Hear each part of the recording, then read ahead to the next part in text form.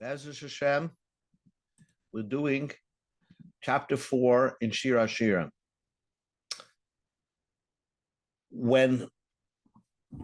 So we're continuing on chapter 4.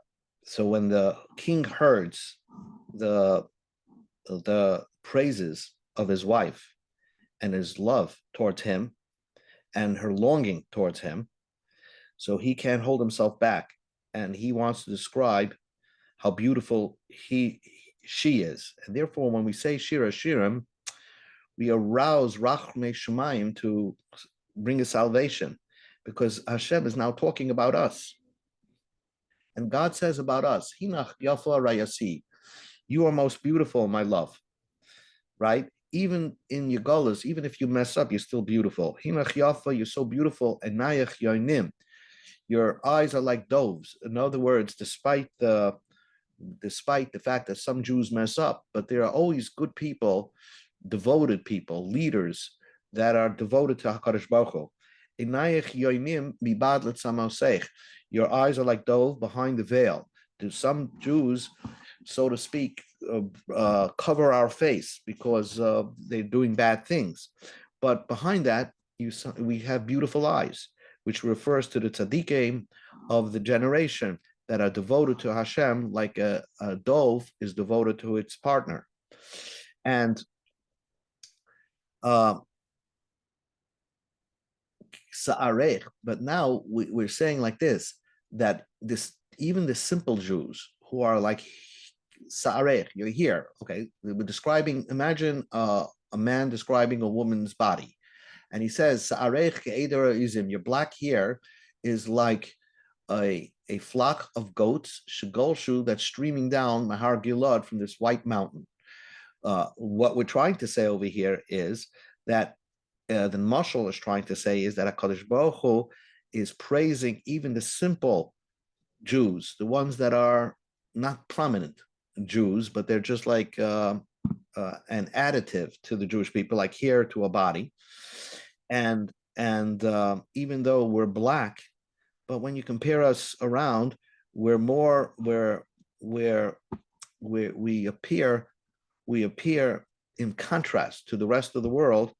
They are beloved to HaKadosh Baruch Hu, like Yaakov, the chosen of the Avos, and his children that came from Har Gilad when they were being chased by Lavan.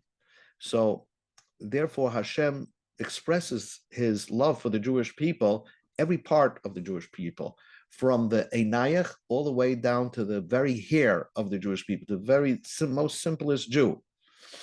Shinayach, your teeth, is ke'eder haktsuvos, like are set like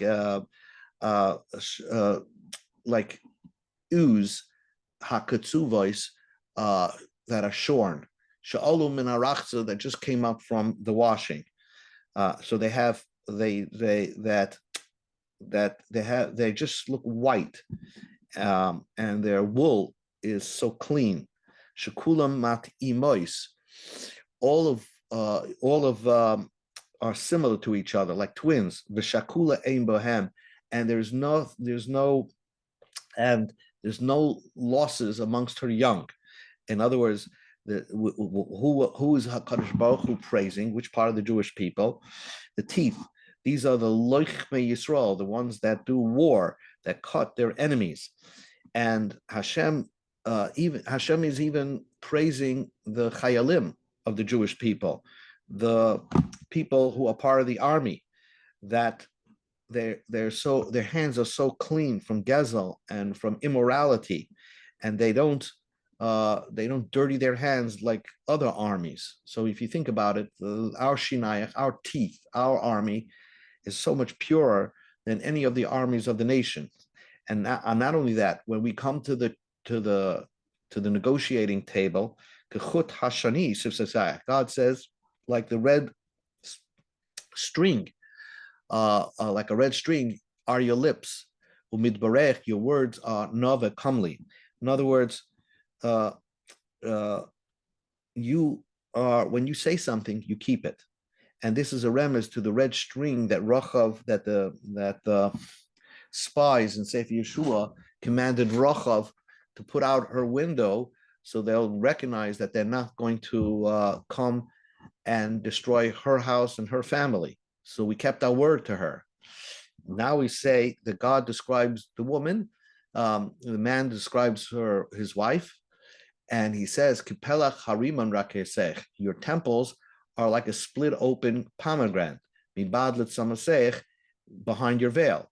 In other words, again, we are saying, God is saying about us that even rakasech, the empty ones, are full of mitzvahs like a pomegranate seeds. We have even if you split us open, you'll find that even the most uncomely Jew is full of mitzvahs like the seeds of a pomegranate, and they are hidden behind a veil. Now that we describe the beauty of her head, we're going to go further down her body. Kimigdal David Savarech, like the Tower of David is your neck. What is the neck of the Jewish people?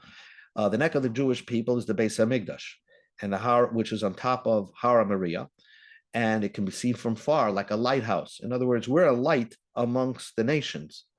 Bonui, that neck is built Lutal Piyois on a high hill, and it's a hill for mouths that all nations of the world come there to pray. And also, it's not just there that we come to pray, but it's also there we come to the Sanhedrin, which had an office in the Beis Hamikdash. Elef Hamogim Toli Olav, there's 1,000 shields hung there. Kol Shilte Gebayrim, besides of all the weapons of Gibayrim, of the strong people. In other words, you find the greatest of the Torah learners, the greatest of the psak of the poskim, were found in the Lishkas Hagazes in the Beis Hamikdash. So they protect the Torah. They decide whether we should have new laws that or siyagim that protect us from violating the Torah. Shnei Shadayach, your two breasts, which refers to the leaders of the Jewish people, the king and the Av Bezdin, or the king and the Kohen Gadol. Okay, so the king decides, let's say, laws, or the government, or the laws and the functionality of the Jewish people, and the spiritual part is reserved for the Kohen Gadol. So if they work together, it's kishnei aforim, like two fawns, to'emei tzivia, twin gazelles, haroyim b'shashanim, that are shepherding amongst the lilies. When you see them, when we work together, when the manik hamadini and the manik haruchni of the Jewish people, when they listen and respect each other like twins, like twin gazelles, this is a beautiful sight to the Eibishter. The political part and the rabbinate, if they work together, it's an amazing thing. So now, when the king finishes describing his wife, and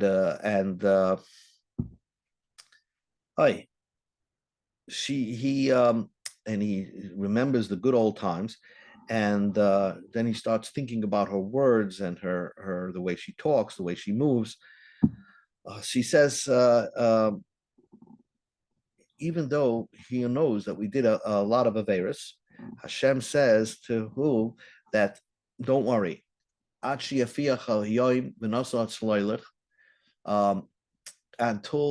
before the day passes and the shade and the clouds disappear. Eilech li el haramar, I'm going to go to the Har Hamaria, they'll give us a Lavoina and the hills of Lavoina, and I'm going to rebuild the Beis Hamikdash. That's what God guarantees us, and that the Lavoina that we're going to have at that time will be the new Ketairis, and we're going to reunite it again. Kulach And then after I'm going to redeem you, all your handicaps are gonna go away. Kulach yafar yasi. And even now, each one of you is beautiful. You have no handicap, because at that time, right now you don't have it, and even at that time, any averis will be forgiven. And when we're going to return to me like a brand new kala, iti milavonoin, kala, iti milavonoin tavayu, you're going to come with me from Lebanon, my kala. Iti milavonoin, you're going to come with me from wherever we are. In other words, God is always with us in Gullus, but we're going to come together back to Eretz Yisrael. And you're going to follow me. To Shuru, just observe or think back, Merosh Amana, from when the first time that you trusted me. Merosh Shnir v'Chamra, I helped you from Sneer and Charmain, Mimoinis Aroyois Mahare Nemerim, from dens of lions unto mountains of leopards. In other words, think back when we first came to Eretz Yisrael, where we had to fight Sichon, the king of Amori, and Oig Melech HaBashan. And look what happened when you trusted me and you followed me. We vanquished all our enemies against nature. And the husband, God, guarantees us. And despite that, libavtini achaisi kala, you move my heart, my sister, my kala. God calls us not only his wife, but his sister also, that we're related to him, so to speak, like a sibling. Libavtini, you move my heart. Ba'achad anak me'inayach, but with one of your eyes. Ba'achad anak mitzavradayach, one of your beads from your necklaces. Even one tzaddik can move God. But it's referring specifically to Abraham, our founding father, that was the eye of the world to publicize God's reign amongst the nations, and therefore, and to guide you mankind towards the truth. And he's called Adam Agadol Ba'anakim. Mayafi idayayach, how beautiful your expression of love to me. When you dedicated your children to me, Achoisi Kala, my sister the Kala. Again, Achoisi Kala, my sister the Kala. My bride, who's like my sister. We endure like a sibling, not like a wife that you can get rid of. It's like I can't get rid of you. God says, "Matoivi doideach miyoyin." How beautiful your love is, better than all wine. And when he mentions wine, God is referencing to the Mesiras Nefesh that we put into the learning of Torah, which is called Toiv, and it's also called wine because it makes a person fragrant and it enhances your personality. The reach shemanayach, and the smell of your oil, mikol b'samim, from all perfumes. And this refers to the avodas space of Migdash, that the Kalim and the Kahanim were anointed with the Shemen HaMishcha. And we're spreading God's name throughout the world. And God is saying that from all the services that are done by Mikol B'Samim from all over the world, God treasures our service to him. Noifes titoifna sisusayach kala. Sweetness drips from your lips, my bride. Dvash v'cholov tachas l'shaynech, and honey and milk is under your tongue. These are when you start explaining the reason of the mitzvahs and all the Torah that comes from your mouth. Reach silmosayach, and the smell of your clothing is kireach, and this kireach halavana, like the smell of Lebanon. In other words, the smell of our clothing, that the mitzvahs that we do just with our clothing, like tzitzis, bigdei kahuna, and shatnez, are sweeter to me, says Hashem, than the smell of the forests of Lebanon. Not only that, God No'il, now, not only that, God just says that the Jewish people, the women of the Jewish people, are so modest. Gan Na'ul, we're like a closed garden, Achoisikala, my bride. The Jewish people, the women of the Jewish people specifically, who God calls my sister, the bride, is like a closed garden that we only express our love to someone in marriage, and we're not breaking away with arayas and nida. There are times that we can't be with our husband. Gal Naul Mayon Chasam. Even the boys are good. They're like a when they can't be with their wives or they're not married, they are like a well that's closed off. Okay, and it's not flowing anymore. So therefore, shlachayach. Therefore, when the women are modest and the men are acting holy, shlachayach. So then pardes remoinim. So then your branches, your children that come from you, are like pardes remoinim in pri megadim, are like an orchard of pomegranates and luscious fruit, kiforeb im nirodim, of henna and nard. In other words, you'll have your children that they're going to have they're going to be such special children, like an orchard that's full of pomegranates. They're sweet with their chachma, like luscious fruits, and they'll be able to be an example for the world, like fragrances. They're gonna be famous. Nerd v'karkaim kono v'kinamayim and kol atzi levoino. So these are names of different types of fragrances: nard, saffron, calamus, cinnamon, with all trees of frankincense, in kol atzi levoino, myrrh, aloes and aloe, im kol rashi besamen, with all chief spices.